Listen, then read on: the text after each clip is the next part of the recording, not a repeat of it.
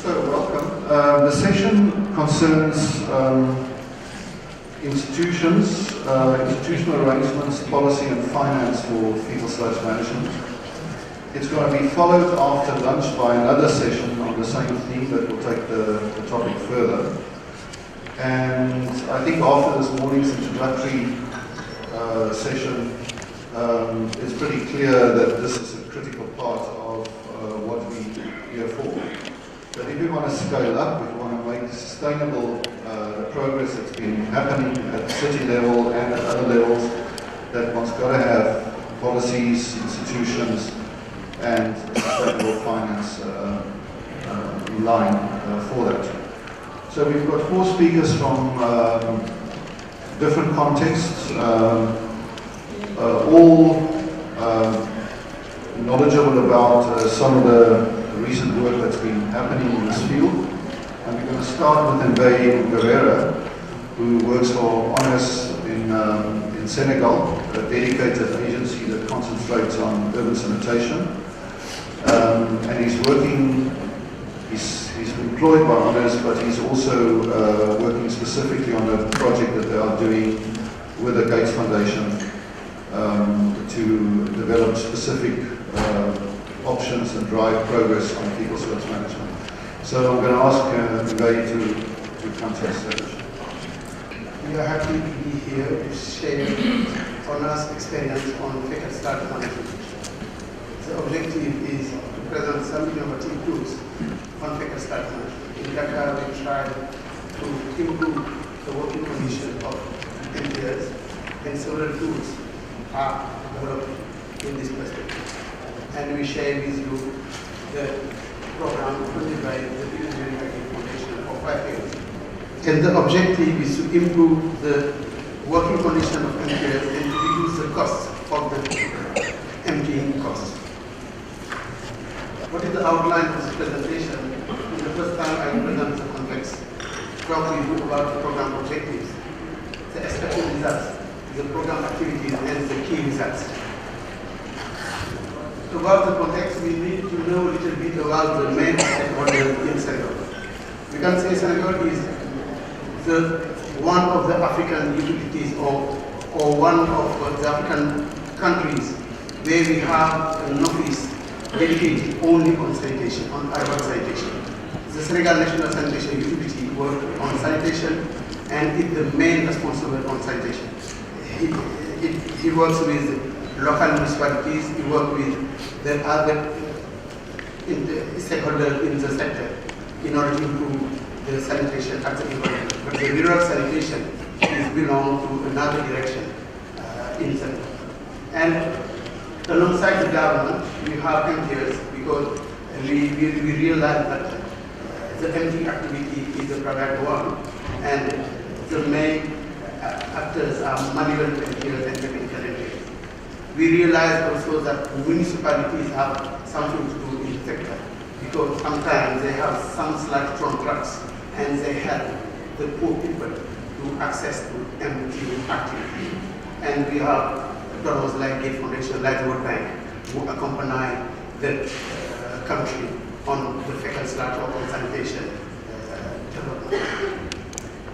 And the project is located in Dakar. Dakar is the capital city of Senegal, and in Dakar, the project concerns Pikine and Guédiawaye. And Pikine and Guédiawaye is the most inhabited place of Dakar. We have 1,200,000 inhabitants in this area. The standard of living is very low because the majority of households earn less than $2 per day. And we can say also that over 75% of households use individual sanitation. Sludge is contained in destruction, and the average cost of on-site sanitation, mainly with destruction, is very high, 130 USD per year in the household. You realize when people earn less than $2 per day, this amount is really one. This picture was taken by Dr. Linda Ismande in Dakar between 9 p.m. and 2 p.m. This shows you vacuum truck has been found at every corner. She shows the large quantity of fecal sludge daily produce in Dhaka. Right now we have 1,500 cubic meters per day in Dhaka, and we expect in 2030 to collect more than 2,500 cubic meters. This large quantity make essential the implementation of the sustainable fecal sludge management system. The government realized we cannot continue to dump such big amount of fecal sludge into nature. This is why we realized with the World Bank, the government built several fecal sludge treatment plants in the past in order to take in charge of these populations. And the main problem is about emptying. Manual emptying is very widespread in Dhaka. Because why it concerns 52% of the population. And why manual emptying is widespread? Because the price, it is not too expensive. The cost is less than half the cost of mechanical desalination. These activities doesn't require any capital equipment, and there is no barrier to entry in the factories. But these activities cause several problems like strong negative externalities to surround neighborhood and health consequences in this luxury household. And this picture is an illustration of Dakar emptying trucks. These trucks, we realize, are too old. These trucks are, in fact, second-hand, are bought second-hand in Europe after 20 years of life cycle.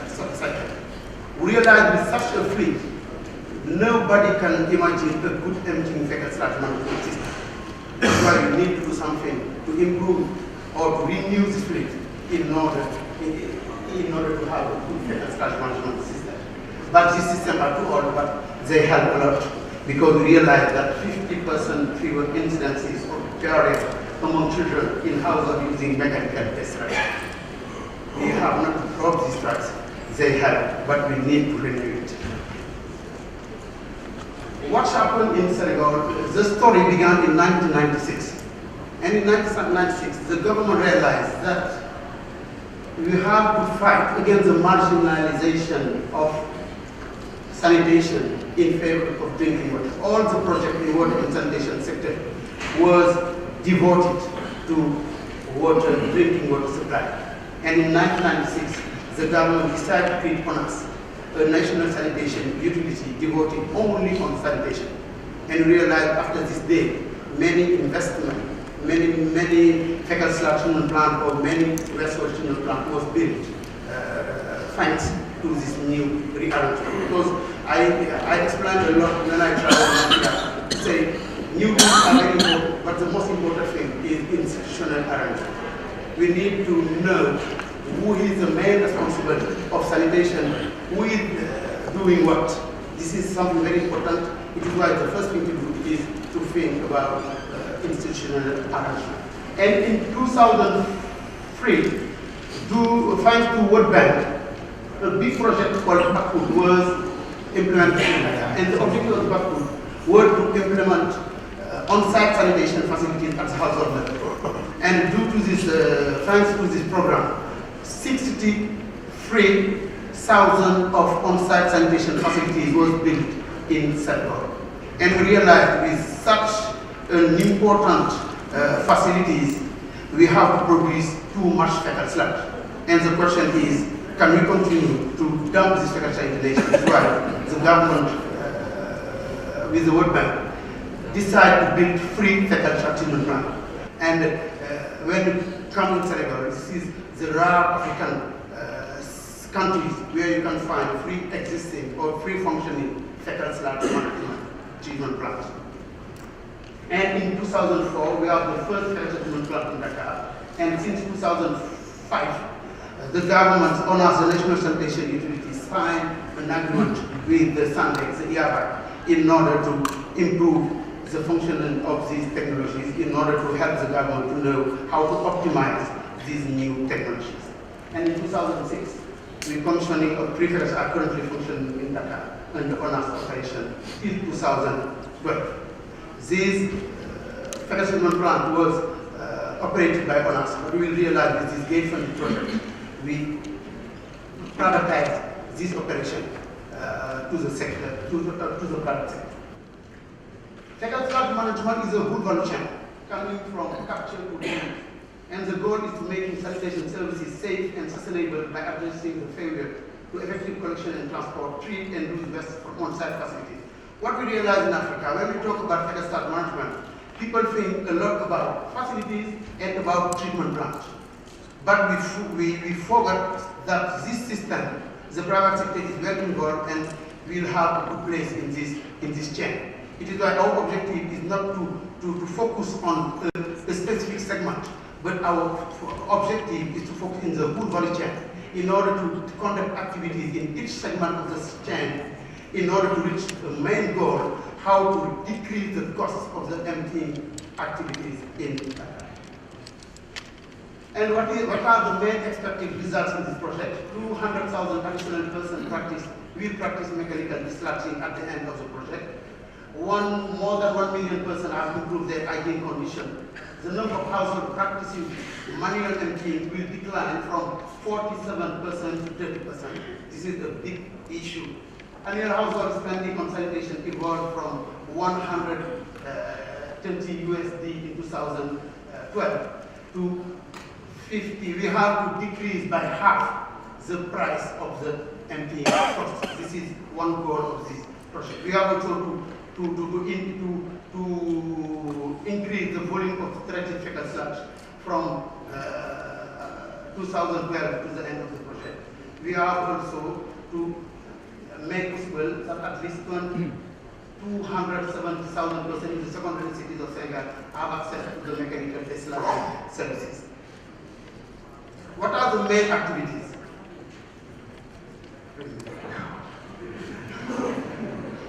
I'm a little bit talkative and I forgot my The main program activities. In the first, at the household level, the objective is to develop at least 2 to 3 innovative toilets, technology and service model for flood-prone areas. We realize that in Dakar, 20% of people live in flood-prone areas. For these people, we cannot talk about emptying. We talk about toilets because the flood definitely damaged the on-site facilities in this area. This is why we launched a tender at the international level to find solution for this area. And we got 2 proposals, one coming from Ghana by Biofilcom, one coming from China, Sanibreeze, in order to propose some solution adapted to flood-prone areas. And what we plan to do in this transport segment, the objective is to develop the certification. Everybody can do empty activity in Senegal if you have your truck. But in this part of our project, we developed some criteria in order to say if you want to do mechanical activities, you have to respect these criteria in order to get the license from the government. Something very innovative, we developed a platform, a call center. Right now, when you want MPOP, you have to go in the street in order to find an empty activity. But we build a call center and you use your mobile phone. You go to the Senegal National Sanitation Utility and you say, I want to empty my pit. And the Senegal National Utility, with its platform, make into competition several emptiers. Within this competition, we fight against pollution existing between emptiers, and we arrive to decrease the cost of the emptying cost. We work also to improve the access to investment in MTF. MTF say we cannot access to credit. This is why, thanks to the Gate Foundation, we put a guarantee fund in the bank. And when an MTF wants to improve or to renew its fleet, if we go to this bank and get credit without any guarantee. And right now, we've got 20 new trucks in Dakar, thanks to this program. We will test with the Gate Foundation a new equipment called the Omni-Industry. I will not talk a little bit more about that. And what is the results? We realized that when we put the MTS in competition with the call center, we decreased a lot the emptying cost. Without only the competition, the price decreased from 30,000 francs CFA to around 20,000 1,000 francs CFA, we decreased by 20% the cost of emptying only by making MTS into competition. This is a truck we purchased with the Guarantee Fund, and in Dakar you have this new truck doing emptying the pit, and this truck is get with this gate funding program. We realized also we need to treat, and the main problem when we face Akonas, we have several difficulties to balance the cost of our treatment plant, because this treatment plant cannot create enough added value in order to be profitable. It is why with the Gate Foundation, we are working to introduce a new equipment called the omniprocessor. And the omniprocessor will allow us to make some electricity, 300 kilowatt per hour. We can produce 28 cubic meters of drinking water. We can produce 20 tons of ash. And this ash can be also used in agriculture.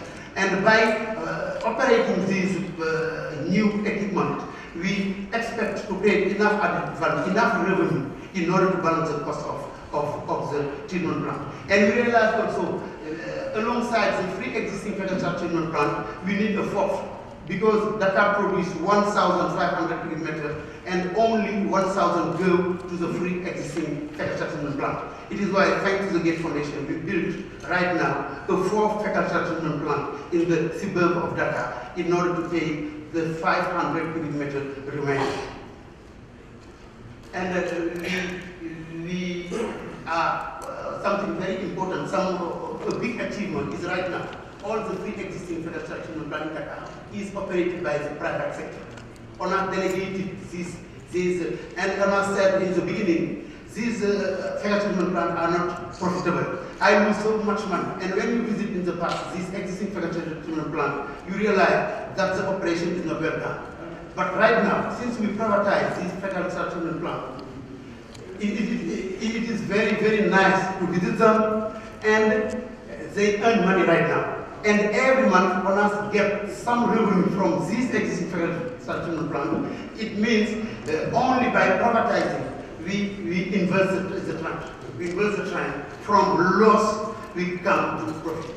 It is something very important to do also. What are the main deals? That first contract signed before the operation of the free fertilizer processing plant in Dakar.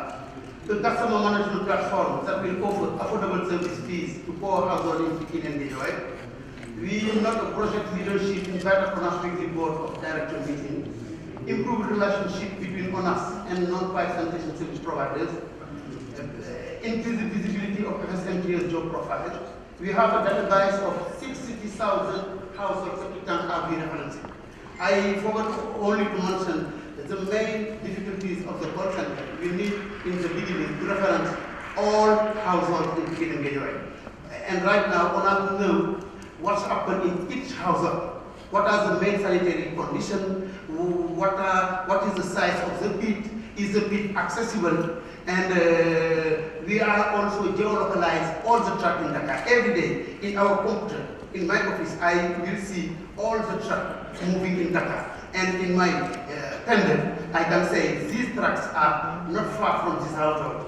The tender will concern only these trucks. It is something also very important. Network of partner workers in innovative technology and business model is also existing. And we have a reference case in Dakar for many other issues. Thank you very much.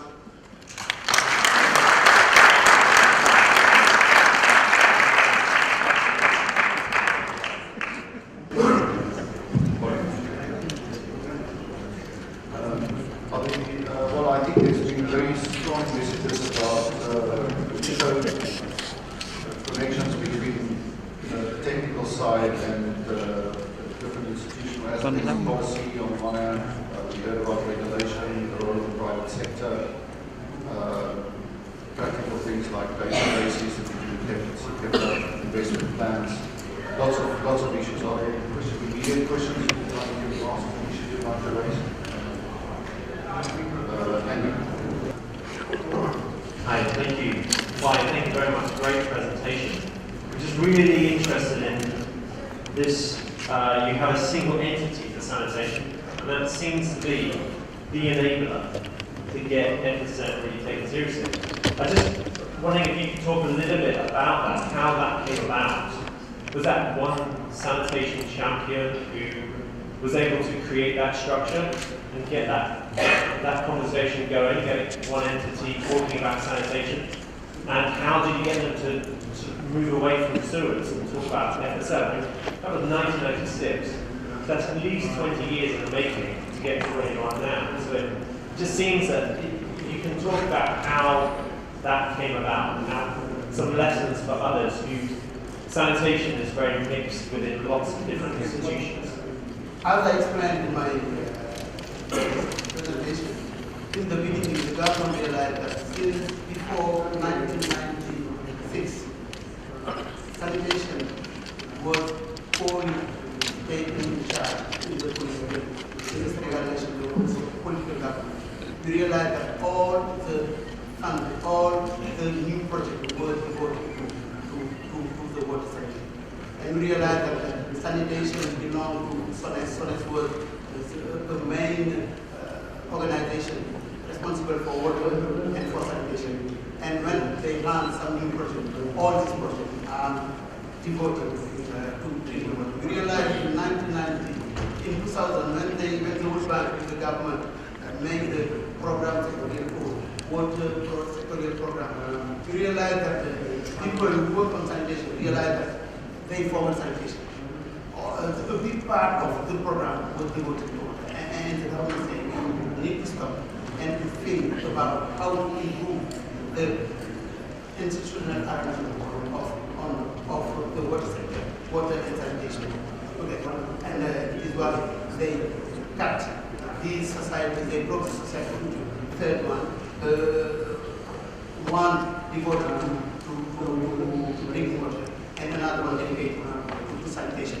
And it is something very important in the beginning because we have some executive thinking only about sanitation. When the donor is coming to Dhaka, they have one interlocutor is on us. And right now we realize this main investment was done in this. How we can arrive in this new organization, it is explain the success of Senegal on FSM management. It is just a political building. The government was very aware that we need to change this instrument arrangement in order to make things move forward on sanitation. For me, the political buy-in in the political building is something very important. And I just want to add that fecal sludge, ONAS is not only responsible on fecal sludge management. ONAS is responsible on wastewater and fecal sludge. And in Senegal, 90% are on sanitation, and only 10% are on wastewater, on collective sanitation. And ONAS deal with these two parts of sanitation. Thank you. I see. Wondering if you could comment on when you organize. Could you just tell us who you are? I'm Kimberly Narona from the Center for Policy Research in Delhi. I've been very interested in this example for a long time. Could you comment on when you brought the various private players together on your competition platform?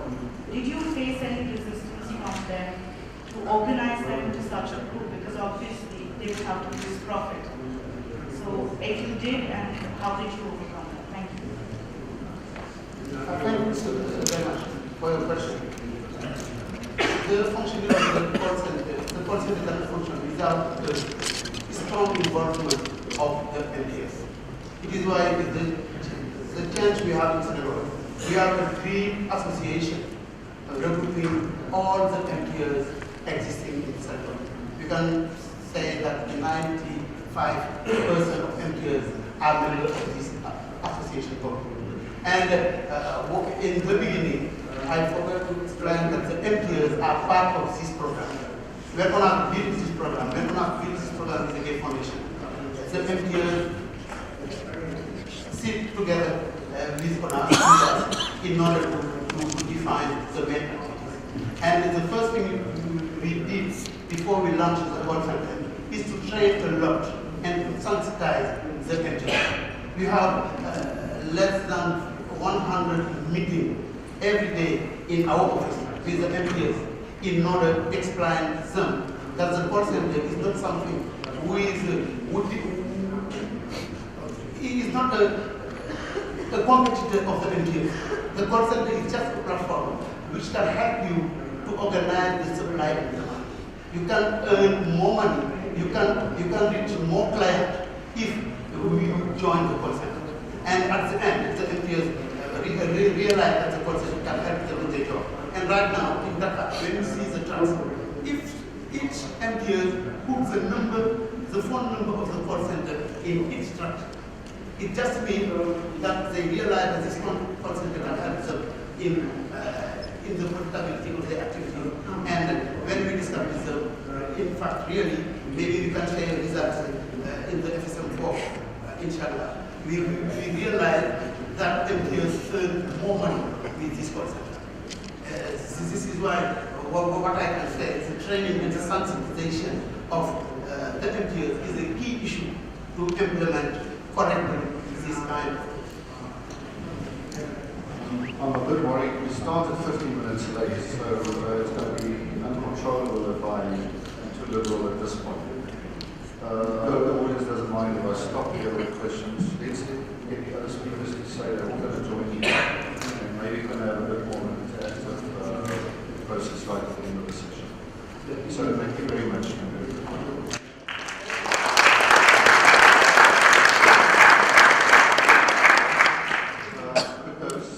I saw 4 hands here. If you just write down your names, I can fetch them and I'll make sure that you are prioritized.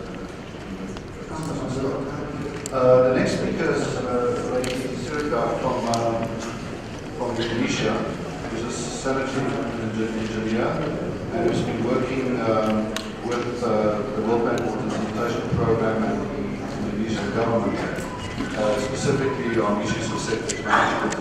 And she's going to tell us about that work. I'm Rini Sirga. I'm going to present the finding from our research that was conducted last year.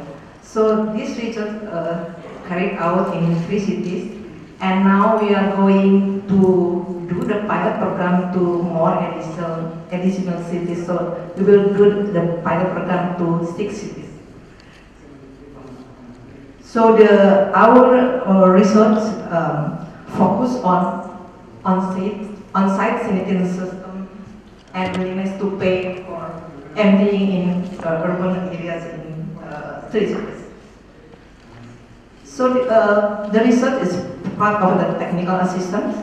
So the technical assistance is to assist government to identify technical and social factors to promote improve septic management, and also to develop pilot program for national scale up. So the scope is field research, and now field research in 3 cities, and then followed by pilot program in 6 cities. The respondent profile of this research is the low to middle income household. And we did the survey to the household, and also we did the focus group discussion with separation of men and women groups. And we also did the technical survey to the on-site system of the household. And also we did the interview with the key stakeholders from the local government up to the local leaders. So we also working together with IWAS. This is a program. We have similar program with IWAS, and this is under the USAID funded program. So this is the site of our research and also pilot. So we conducted the research in 3 cities, and also we are going to do pilot in 6 cities. From the finding that almost households use the on-site system, although no agency or department responsible to manage the on-site system, and also no standard or guidance are available. So household, if they want to build their on-site system, they rely on mason experience and also knowledge, or they just copy the design and construction from the neighbors. Then also, not only community but also local government perceive that the on-site system is the private domain. And we don't have any regulation on wastewater in our research cities. And this is why we cannot not enforce what the good on-site system in each local government. So most of the household discharge their waste from the toilet to the on-site storage whenever performed, and 6% is directly discharged to the waterways, and 3% of households still defecate in the open.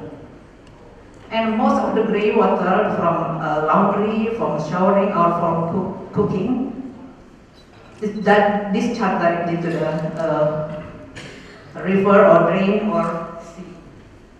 And almost 27% or 1/3 of the system had overflow pipe to discharge to the river or waterways, because they thought this is the good way to manage when the tank empty, or to avoid to be emptied. Lack of support and monitoring from the government, as you can see from all pictures. So no monitoring what is constructed. So if we can see here that in Indonesia, tangki septic is not really a static tank. So this is more the soak pit or leach pit, because most of the tank constructed unsealed, and as well as the base.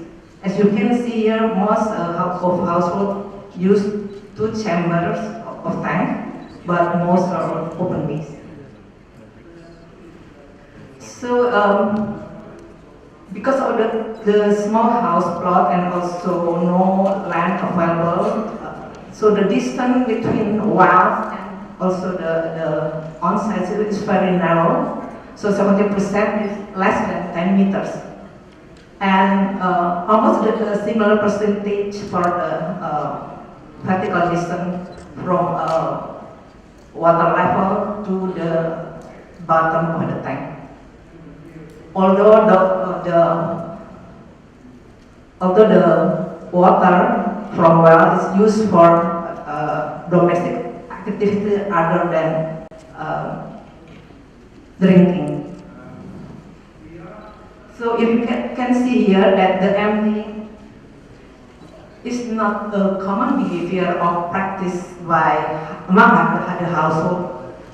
So the household only request emptying when there is problem with their toilet, if their toilet is not functional, or maybe very slow flowing of the during flushings.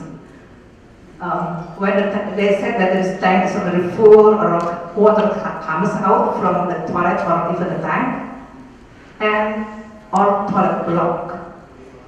47% of the tank never been emptied, but for the household that ever emptied, you can see also here that the tendency is higher after the 10 years of using the tank. So here it's both female and male groups said that the emptying is more to technical, and they thought this is also related to the fixing the toilet or construction the tank. And male has dominant role in emptying, so requires making a request and set up the time for the emptying, and also supervise the sludge removal and also reseal, and also do the payment for the service.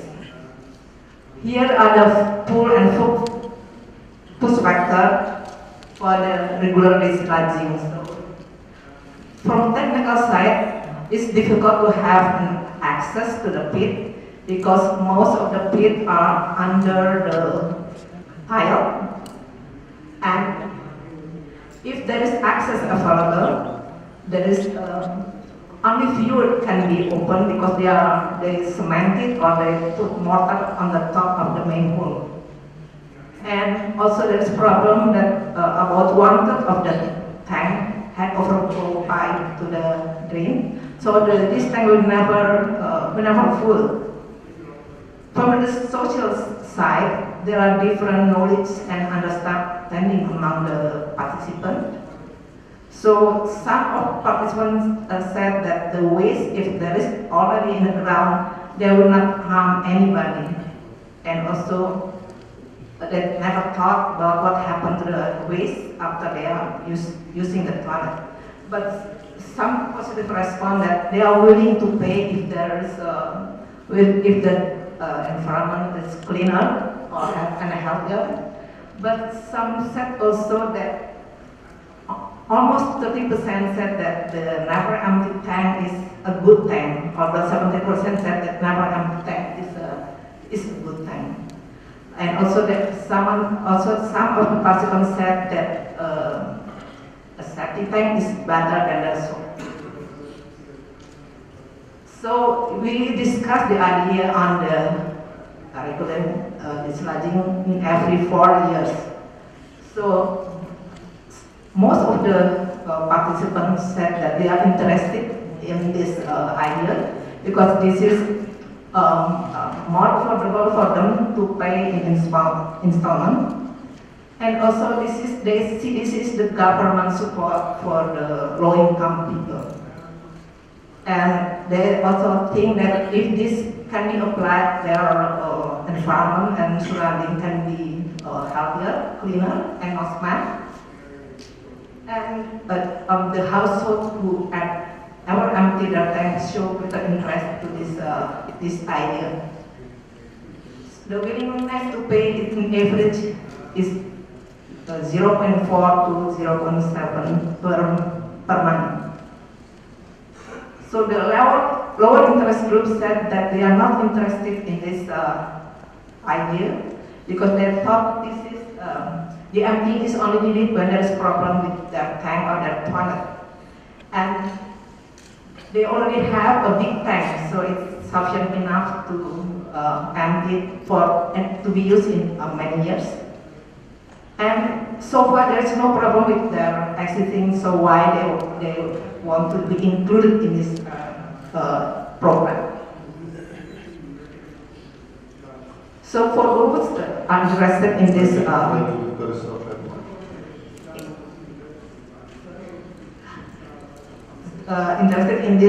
program, that they prefer to pay in monthly basis, and also prefer to pay to the trusted local government office or local leader, and also prefer to have a single billing with the water pipe or garbage collection fee.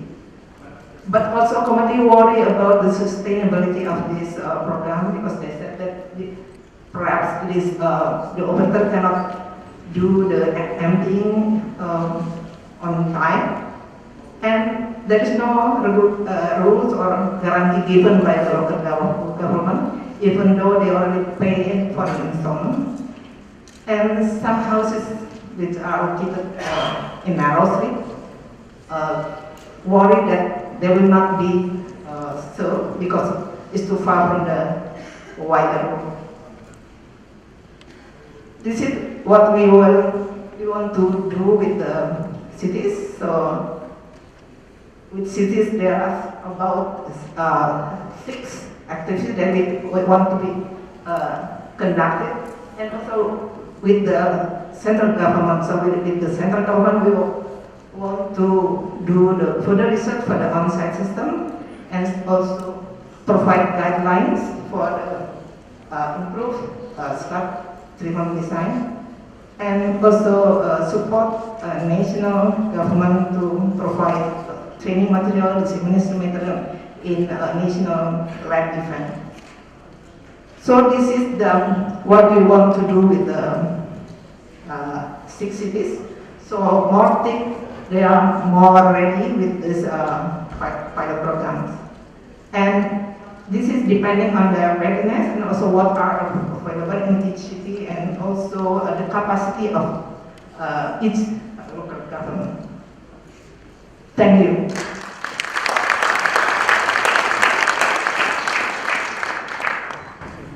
Thank you, Ruth. Okay, 2 questions. Thank you for your nice Sorry, presentation. can I just ask the question and speak the questions very short? We're really under time pressure. Oh, thanks. As per your research, local government institutions and the central government is responsible for planning, implementation, supervision, and overall management of sanitation, mentioning FSM. But as you mentioned, government is not supporting well. I'd like to know why the local government institution is not capable of improving the overall sanitation as we need for the community. Okay, I'm going to take the second question and you can answer both of them. I think this question of local government is something that in a sense is raised by the first question. My question is that Indonesia was very famous for its kampung improvement program. Many years ago, a bank was involved, a lot of other agencies. Now, given the kampung improvement program and a lot of work that happened, I'm surprised the situation that you described. So, were these the cities where there was no KIP, or was there a KIP but the KIP, that is the kampung improvement program, did not take into account downside? Okay, continuity. For the first question is about local government.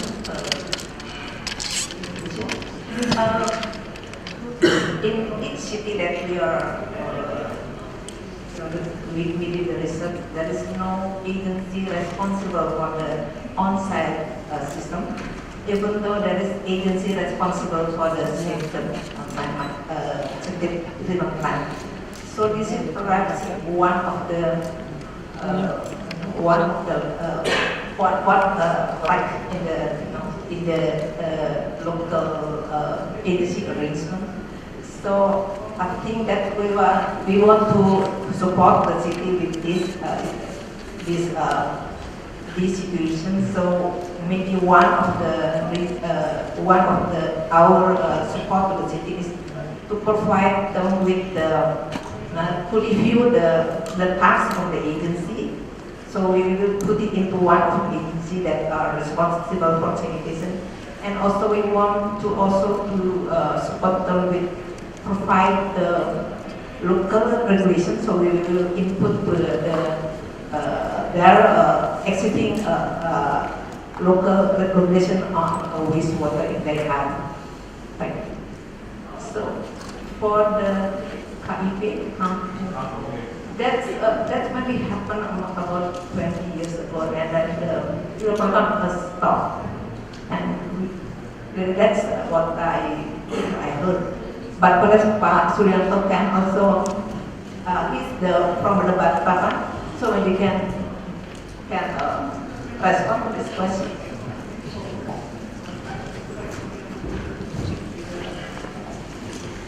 I think it keep kampung improvement is long time ago maybe, but it's in line with the program. I'm from local government of Balikpapan. Of course, I give many thanks to WSP to support our policy for this research. And then this year, we will have commitment to make regulation, regulation, and then to buy some equipment like tractor and so on, and then to stronger institution.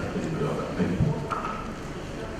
Thanks. There'll be opportunities for more questions and comments later. I think we want to move to our next speaker, Joseph Ravikumar from the Water Sanitation Program in India, South Asia, of the World Bank, and he's going to talk specifically about one of the case studies in India. Thank you, Chris.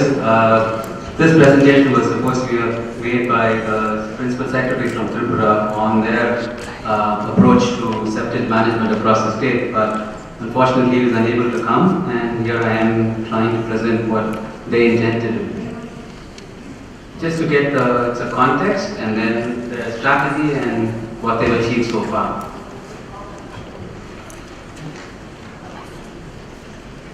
Yeah, Tripura is a state in the northeast part of the country in India. It's about 20 cities with a population of about 0.8 million, roughly about 20% of the population. And if you see the size of the towns, the majority of them are about between 10,000 to 20,000 population. The largest city is the city of Agartala, which is 1 million plus, and there they had attempted to do sewerage system under a government concept program which covered 10% of the state. Recognizing that those cost enormous amounts of money and also more than the capital grant, the operational maintenance, the government consciously decided that there are other options to consider and therefore decided to look at on-site. The good thing about Tripura is that 98% of the households in urban areas have toilets and people use them, and a high percentage of households there are on on-site systems. And there currently does not exist any safe collection and treatment mechanism. The government had developed an urban sanitation strategy which looked at how to improve sanitation in the state, and also looking at issues of sewer system for small towns was a scale issue. The government of India had come up with an advisory on septic management, which around 30–40% of urban India are dependent on on-site systems. And just rough off back of the envelope, one calculation show that on-site systems capex is about a fourth of what is required for network systems, and O&M costs are roughly comparable. And that was one of the drivers for the state government to go forward and look at on-site systems for the state as a whole. And the government of India also had a scheme to support those cities in the northeast, and therefore they proposed one of the towns as a pilot, and then to learn from there and then how to take that forward. These are just some photographs of toilets and septic tanks in the city which is Vishalgarh, which is just outside of Agartala. Now, the government came up with a strategy which was approved last year, and that sets out a time frame and a vision time frame being that by 2017 the entire sanitation through on-site systems will be covered in the town. They also provided a framework for cities to engage on on-site sanitation, making it mandatory to clear and empty septic tanks, and also looking at the reuse and that the monies for operation would be coming through user charge. The principal governance on the strategy was either to emptying happened as and when needed. So from that they needed to move to regular desludging so that you would then have an assured business to the private sector. They also wanted to look at a clustered approach because there were about 20 towns across, and therefore having 20 septic treatment facilities wouldn't make sense. So they said wherever possible they could cluster them together and that they would serve, and distances was a key factor in clustering. And they also looked at the whole question of devolution, in how giving cities a responsibility and to help them along and nudge them along and build capacity along the way. Look at sustainability of systems, and reuse was an important component in all of this. So roughly about 4 clusters covering 3 to 5 towns and about 3 individual treatment facilities. This is the kind of an institutional arrangement they're looking at. At the state level, you have the principal secretary along with his team, which will be providing directions, finances to the state. They're planning to constitute a state urban sanitation cell, which will be manned by experts who will be coming in, something like a project management unit, which will provide capacities to cities as they take on the responsibility for implementation. Cities would be vested with the responsibility for implementation. Of course, they would rely on the project management unit for technical support, rely on the state government for financial support, and rely on householder for collecting the charges. There will be a standing council, which is members of the elected body along with administrative officials who will be giving approvals and consent going forward. Where we are is the strategy has been approved by the government. A detailed project report for the first pilot has been submitted to the government of India. That's been appraised, and we have told that's just been approved. So in the next 4 to 5 months, they'll be going out to tender, and thereafter then taking up to scale in other towns. The idea is that by the 4th quarter of 2017 to address all towns in the state. And just this is where we are. I kind of said that. Happy to take questions. Thanks.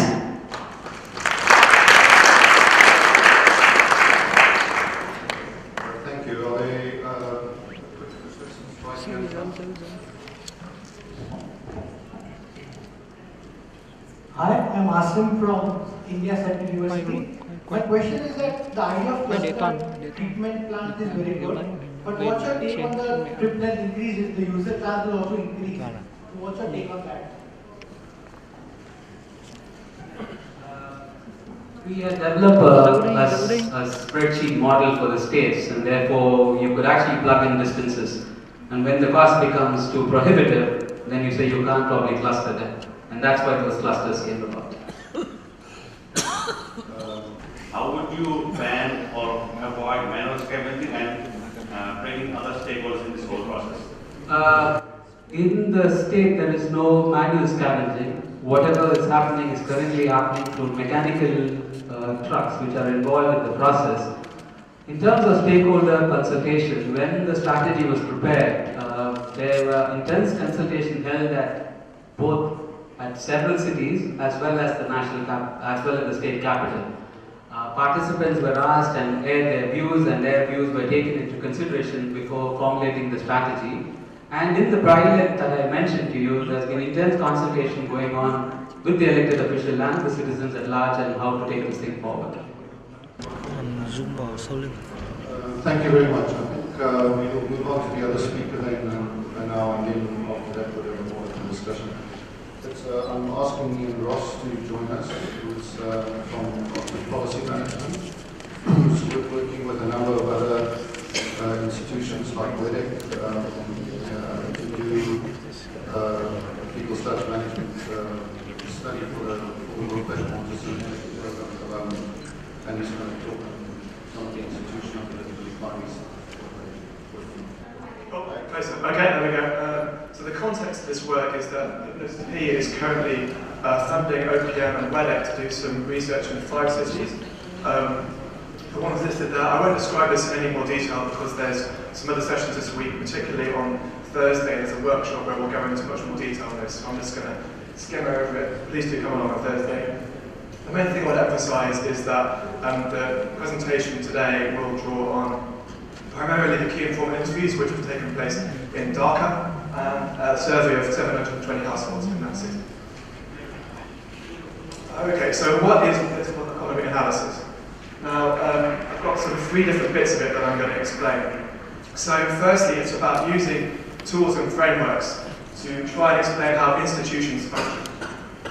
So when I say institutions, many of you might think of a bank or a city corporation or a government, but we also have a broader understanding of what institutions are. So for example, you might think about the rules and norms which govern how we interact with each other. So these can be formal institutions, so things like laws. So in fecal sludge there might be a bylaw in a particular city about what you can do with fecal sludge, but there are also, more importantly, informal institutions which are more cultural. So for example, in one country you might have a particular attitude towards the reuse of fecal sludge in agriculture, and in another country you might have a completely different attitude. So it's important to understand those informal institutions. The second bit of political economy analysis I'd like to talk about is how those institutions provide incentives to different stakeholders. And I think we all know what stakeholders means. It can be an individual, a group, a whole section of society. So in fecal sludge, it might be some of these things that these different groups we want to think about. And finally, we want to think about how those stakeholders exert their influence. So when we say influence, it can be informal or formal power. So a city, corporation, or a municipality has certain formal power. They can make laws, but people don't always keep to those laws. Okay, so if in a city the FS bylaws are ignored, then in theory you have power, but in reality the influence is low. So it's important to think about how the informal and the formal are linked. Okay, and why do we do this? We want to support action. Many of us in this room are engaging in dialogue and reform in fecal sludge management. If we really want to understand how to make those reforms work, then we need to make sure they understand the underlying political context. Okay, so I'm going to talk a bit about Dhaka City. A bit of confusing having Mbaye talking about Dakar, me talking about Dhaka. I'll try and pronounce it correctly. So Dhaka, 9 million people, and it's really quickly changing. There's buildings going up all over the place. And 99% of people are currently using a toilet, so that's great. There's almost zero defecation in Dhaka. However, most toilets are now emptying to the drains, the storm drains, either directly or indirectly via septic tanks which are connected to the drains, and everything flows through. So what I want to emphasise here is that the predominant market in Dhaka for fecal sludge, it doesn't really exist. There's almost no emptying services because nothing needs emptying. Everything goes to the drains or to the sewage network, which is pretty non-functional. So there's the 50% there from our survey directly connected and 20% indirectly connected to the drains. So I'm just going to describe a couple of tools that we might use in doing this PEA, political economy analysis. The first one is process mapping. So what we use this for is to understand how formal and informal moments in a process can happen and how they interact, and then how you can find entry points to try and influence them. Okay, so you want to think about who your stakeholders are in a given process. So let's say an important process in FSM is emptying of a pit. You want to think about who are the stakeholders. Might be some of those, the household, the manual empty, or the vacuum tube company who might offer a service, and the household will choose which service they want to use. How would they choose that service? They might look at the price. Maybe one service is cheaper than the other, but also they might be interested in how quickly they can arrive. So in Dhaka, you can get a manual emptier pretty quickly, but the vacuum tug, if you want to get that service, it might take a few weeks. So even if it's more expensive, you might go for the other option. And finally, look at the entry points for engagement. So these are some processes we could look at, and I'm going to choose the last one, which is on constructing a new building, because in Dhaka, with the rapid changes, that's quite an important determinant of fecal sludge services. So this is an example of what's supposed to be the formal process when you construct a new building in Dhaka. So what first happens is the developer applies to Rajuk for a permit. Rajuk is the capital development authority in Dhaka, so they basically they set building regulations, they enforce, in theory, building regulations. So once you've applied for your permit, then Rajuk is supposed to review that and then talk to DWASA, which is the utility, about connections, and also the city corporations in Dhaka who provide the small bore drains and so on. And once all that's gone through, then Rajuk is supposed to approve that construction. Then the developer, with their bit of paper, they construct the building, and they're supposed to build septic tanks and make sure they're not connected to the drains. And then Rajuk inspects that, and finally everybody moves in, and then when their septic tank is full, they arrange for emptying. That's what's supposed to happen. In reality, however, Rajuk often doesn't actually consult the city council or DWASA utility about this, so they would just go ahead anyway. Secondly, the developers often connect those septic tanks directly to the drains, so there is no real containment, because all the sludge just goes directly through the tank and onwards.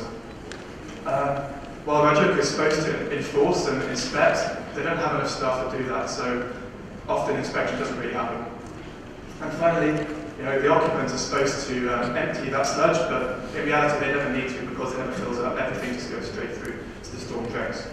So entry points, if we want to influence this process, we map the process, informal and informal. If we want to influence that, we might want to improve the application scrutiny, involve DUASO and the City Council in that, and also we want to try and help Rajuk improve their inspection. The second tool I want to look at is stakeholder analysis. Okay. Here you want to identify stakeholders' interests and incentives and try and understand why people act as they do. I'm just going to rattle through this to read it actually.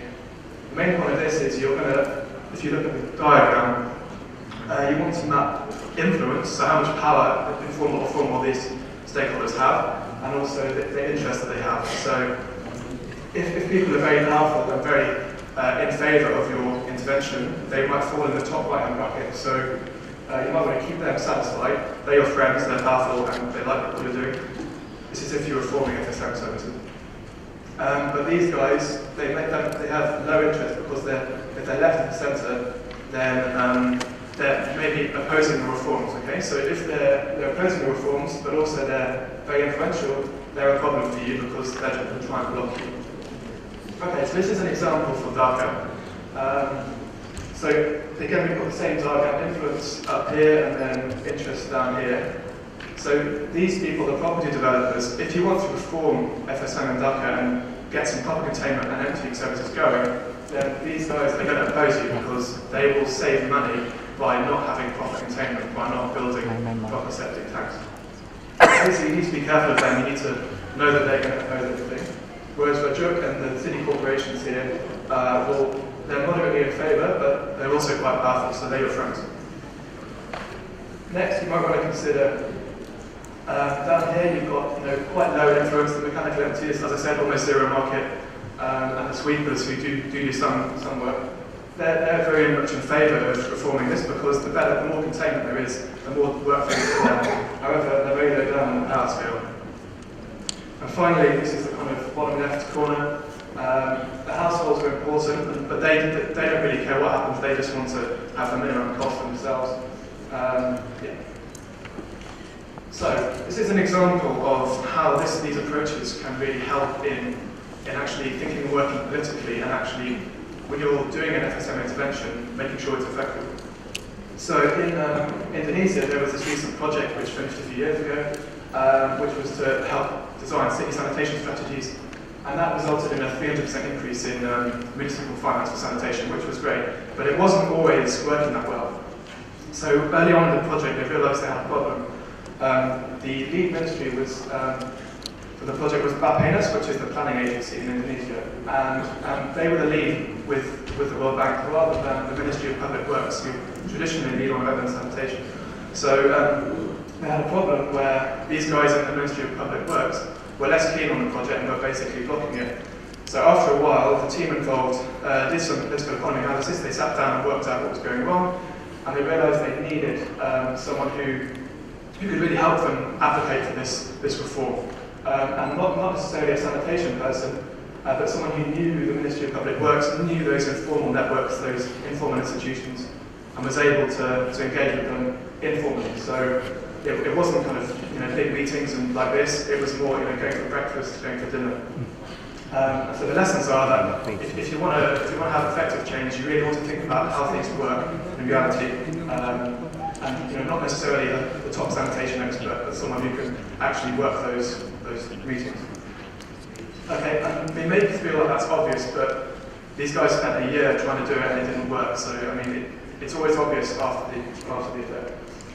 Okay, so here's my last slide of conclusion. So I've given you a very brief taste of what political economy analysis is, and my sort of call would be that anybody can use this. It's not rocket science, and often some of the stuff might seem obvious, but what you need to do is make sure there's a shared understanding. So you and your colleagues who are working on this want to sit down and try and make sure you really understand what's going on with the different institutions.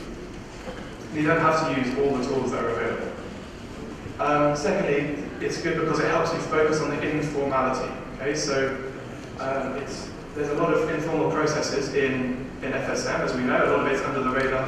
So using these tools can really help you focus on that. And finally, it can really help you improve your programs because it helps you avoid barking up the long tree for potentially for years. While you could have, if you'd done the analysis a bit earlier, you might have seen why that wasn't a great idea. So finally, the results of the study will be out in the autumn for across those 5 cities, and then hopefully we'll have some broader lessons for FSM, political economy out of that, as well as the other things. Please come on, please.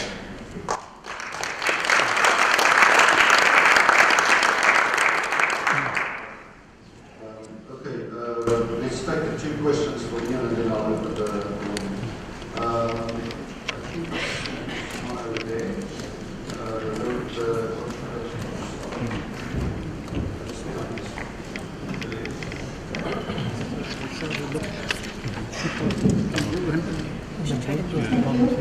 I'm Nina from the Ministry of Public Works in Indonesia. I only have very short questions. Just to clarify, can you explain further about the statement of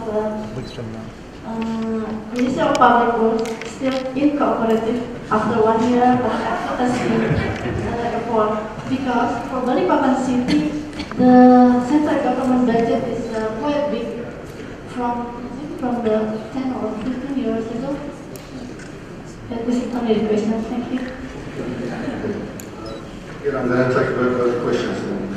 There was someone else. I thought there was someone over here. Eddie Perez in the back there.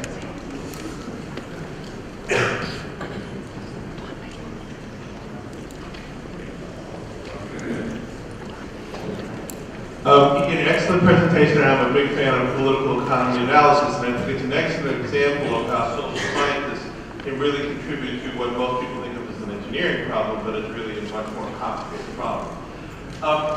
Having said that, I wonder if you could help me articulate in sort of political economy analysis terminology. We heard in one of the keynotes this morning how in city after city after city, where a small percentage of the city might be connected to a sewer system with a treatment plant, 5%, 10%, nevertheless 90% of public financing was going to that, as opposed to 10% for the 90% of the population who had on-site sanitation.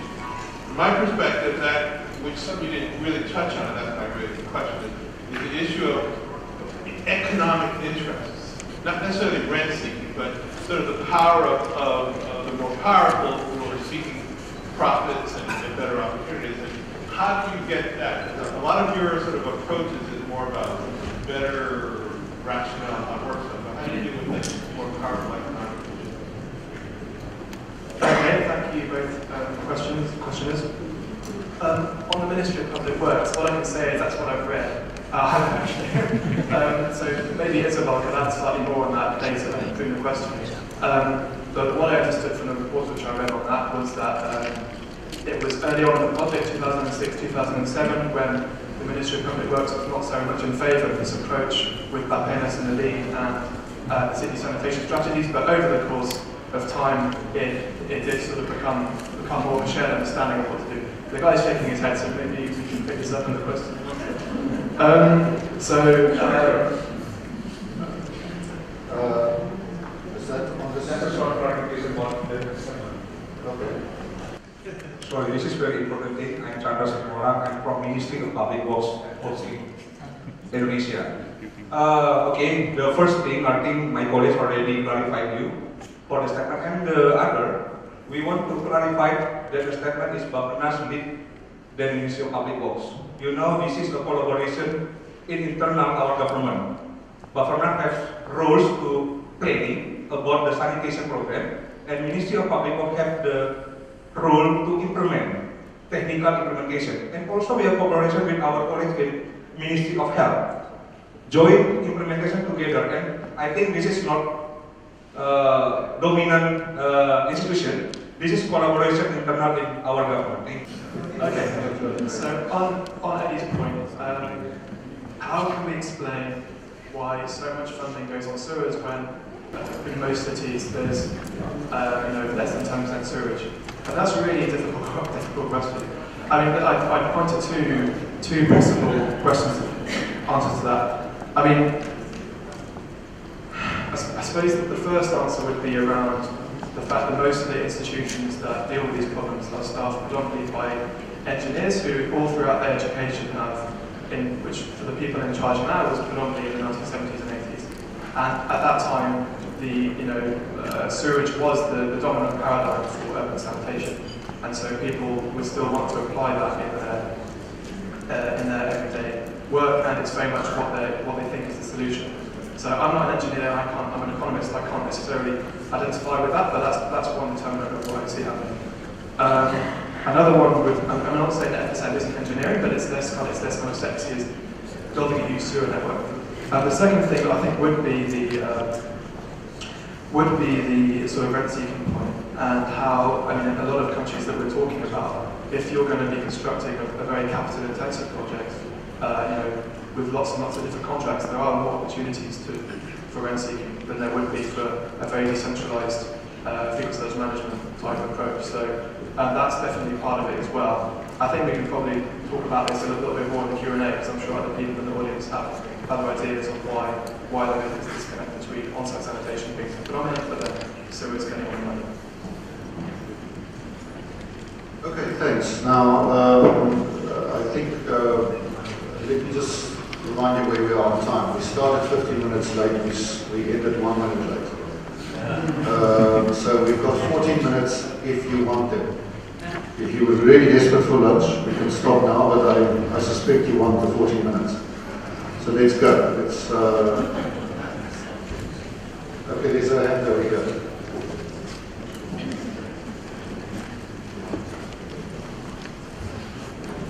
My name is Deepa Pokulam from ADB.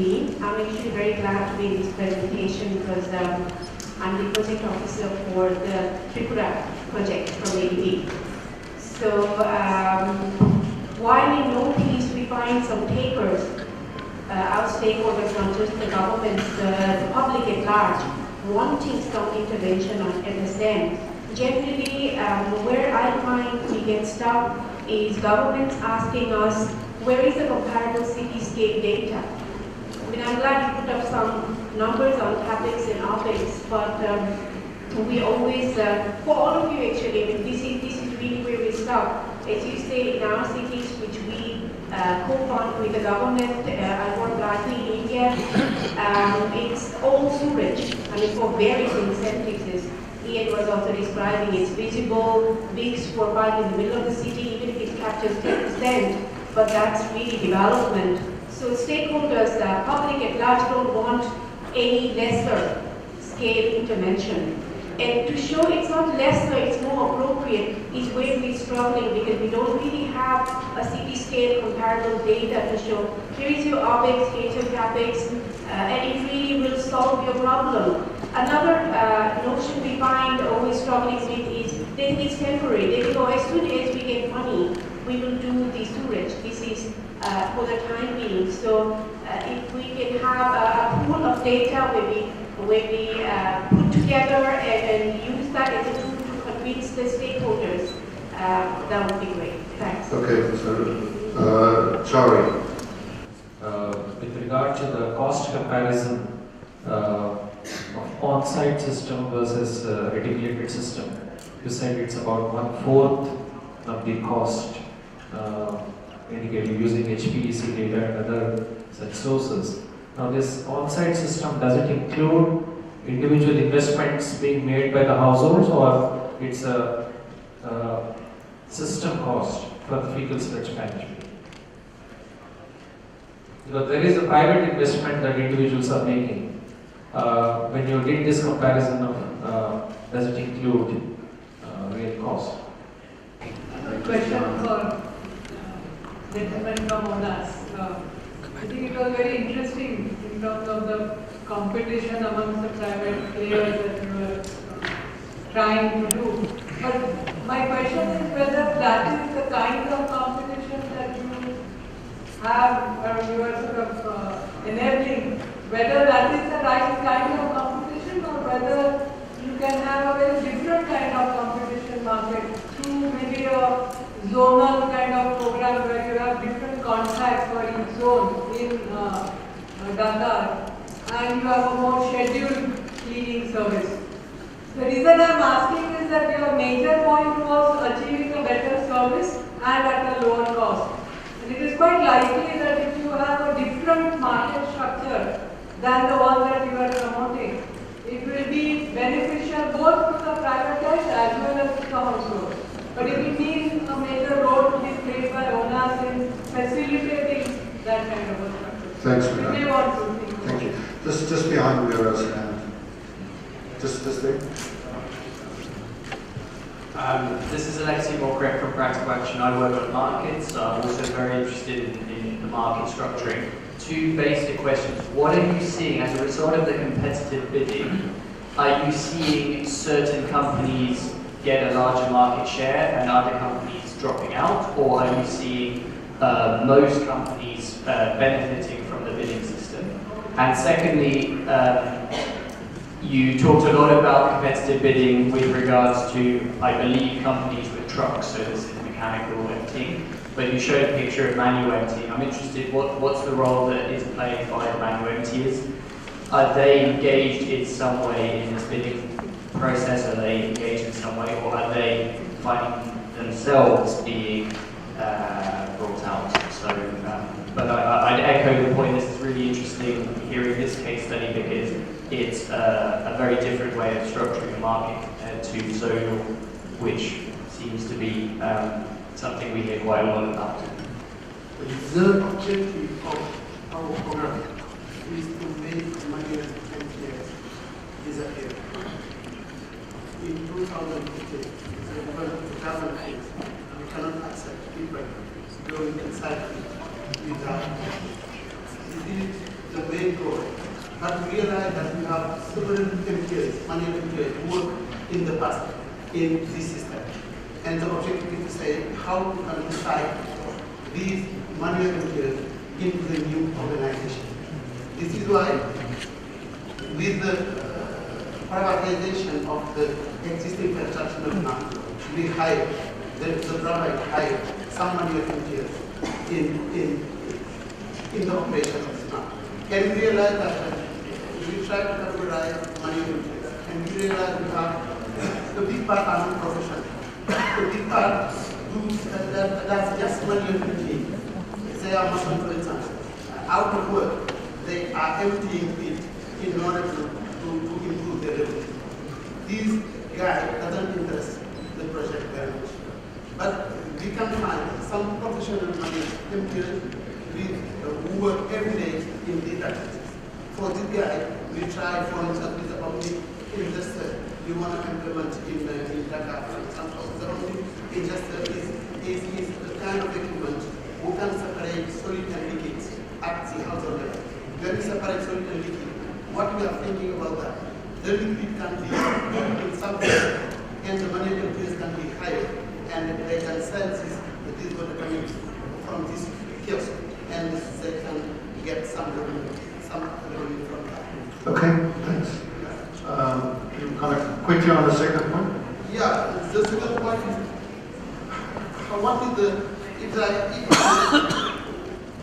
what we can organize the consensus in order to maybe you can precise. Okay. Maybe you can start it. Okay. Yeah, Professor Jari, the cost includes the cost of collection and cost of treatment. But if I had the cost of septic tank, that probably will maybe go up by another $100, but it's still cheaper than network systems. And regarding your question on whether we have examples at scale, probably not in India, but globally in other places things have worked, and currently WSP is engaging, looking at what has worked globally successfully and trying to articulate what will be relevant for India, and hope to have that out in the next 6 months. So related to the two separate points which were made about, one about city scale comparable data on CapEx, and about the question from Ravi about does it increase household expenditure. I think this is really important because when we look at data on costs and expenditure, it's really important that they're comparable. I would draw attention to a new, or relatively new initiative by WSP called the Economics of Sanitation Initiative, which Guy Hatton from WSP is trying to collect lots of data on this kind of thing and demonstrate how the different barriers of costs, who bears the cost, households, city governments or others, does have a big effect on how the finance looks. So it's quite important when you present cost data to understand who's actually paying for things. And I think Guy on Thursday at the workshop, which I'll mention again, Guy is going to be making a presentation on the ESO toolkit, so that would be very useful to take a look at.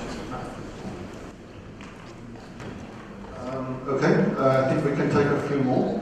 Have you've already asked one, haven't you? Okay, why don't you go for it? For Marini, about the research, it was interesting to know that 72% were interested on paying, which in fact normal tendency is people would tend not to pay for the intake. So were there any prior information drive to the people so they become interested in paying an intake? Were there any prior program like informing them about the benefits of MT or not? Okay, good. There's a question there. In the same vicinity. My name is Rajesh, I'm from India. The question is to Dr. Mai. You were mentioning that in Qatar, the septage management practice is from loss to profit. So I would like to know which component of that value chain has contributed really towards that. So one thing what I know is, there is a good market for the collection, the conveyance, the dispatching part, but the treatment I see very often it's a big challenge. So are you talking entirely the septage management is profitable or only the collection part? Amadou Gueye from Senegal. My question related to the political economical analysis. And you, in your conclusion, you say the PAEA was a tool for protection in the informality. I want to know how the informality helped to do the practice to better manage the effect assessment in the university. Thank you. Someone in this block? I'm Shikha Shrivastava from Practical Action India, and my question is for Mr. Ravi Kumar. I would like to know, you mentioned about the DPR being approved in Tripura. I would like to know who is the agency responsible for preparation of the DPR and who will be the implementing agency, and if it's the state government agency, do you have in the project plans for capacity building of the state government? Okay, thank you very much. I'm Muid from WaterAid, and I would like to compliment to Yanro because I have come from Dhaka, and you have mentioned the ICT for the data center one. Well, this political economy is very much important to consider in Dhaka city, but you have mentioned many stakeholders involvement here. One part is important that you mentioned that some sort of flow diagram about the responsibility of Raju and others. So who is doing what?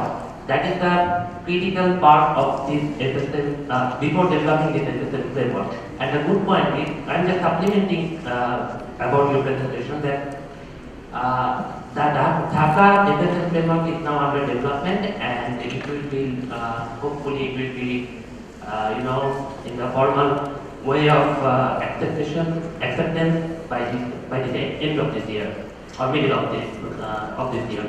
So that's the only document or addition I would like to add. I suppose I would say that traditionally, when people think about institutional analysis, when people want to talk about institutional arrangements, you might only say, okay, well, ONAS is in charge of this, and then the Ministry of Public Works is in charge of that, and this is how it's going to work. But if you're focusing on the informality, that can really help you dig deeper into what really happens, because the formal institutions don't always operate as it says on paper. So I don't know if I'm answering your question effectively, but the point is that if you focus on the informality, then you can try and get underneath what appears to be happening and really understand what actually happens.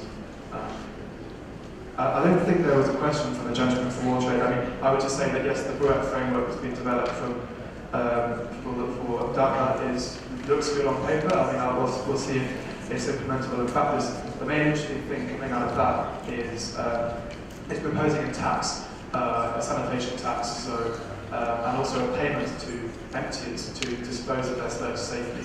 So we'll see if, I mean, that's a great idea. We'll see if it actually works. Thank you. The objective is to improve the profitability of the whole value chain. At the transport component, we realize that at the transportation component, we realize that when we try to understand the OPEX of the NTLs, we realize that maintenance costs represent 12% of the activity. We realize also that police harassment represent 8%. By removing the truck, we realize that we can decrease the maintenance costs of the NTLs, and they can earn more money by reducing the expense on that. By certification, by giving the license to NTLs, we realize we can fight against police harassment because we involve the police authority in this process.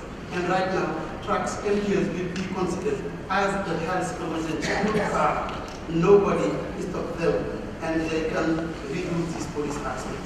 This is why we want to try to improve the in the treatment side. The objective is to optimize the function. By the government operation, we realize nothing was optimized. We realize when you need 1 day library here, you have 4 day library. And when the private sector is coming, they make a clear step in order to have the right person at the right place. And by optimizing the hiring of the personnel, they can improve also the profitability of the agricultural plant. We realize also that any marketing strategy was done by owners in order to sell the byproduct. But right now, we realize that the private sector signed several contracts with several companies in order to sell these byproducts. And the objective... Thanks. I just want to finish with that. We want to go further. We're going to move forward with the omniprocessor. And with the omniprocessor, by implementing this omniprocessor in our wastewater, in our electrical plant, we produce electricity, we produce drinking water, we produce ash, and we have enough item in order to increase the added value coming from the electrical plant. And we can pass on these benefits to the whole system in order to reduce the cost of the entire activity. Thank you. Merci beaucoup. Thank you on your question.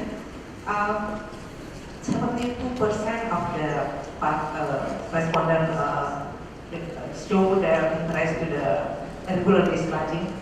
That we provide them with information. What is the regular discharging? What plus and minus of the regular discharging? That what is they should pay before the service. So their thought is more on economic system. So because small income is more affordable for them to pay rather than waiting until the problem has happened. The appraisal was done by the Ministry of Urban Development, and the DPR was prepared by WSP. Implementation will be done by the state government, by the city government, and capacity building support will be extended by the state government to the city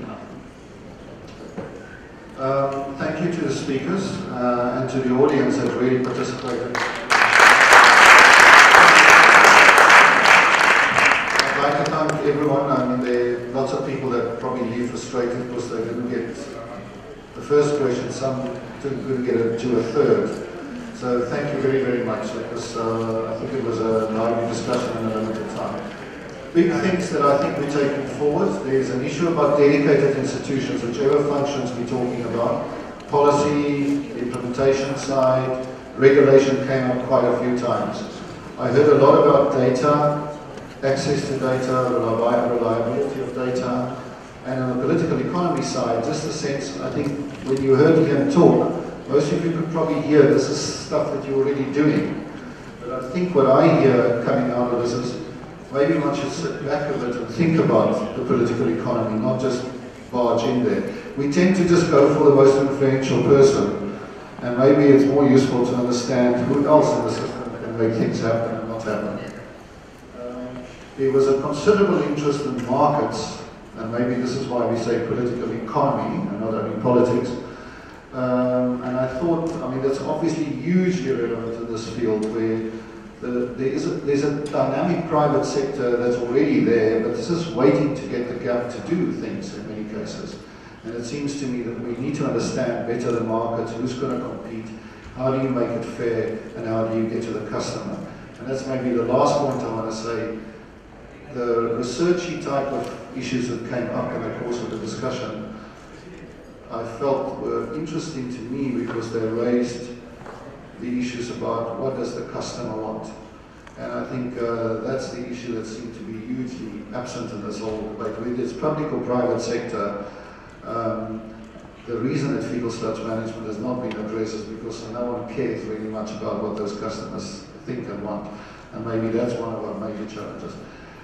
That's not, there were many more things in a rich discussion, but thank you very much for your participation and to the speakers in particular, and for helping us to manage a difficult time.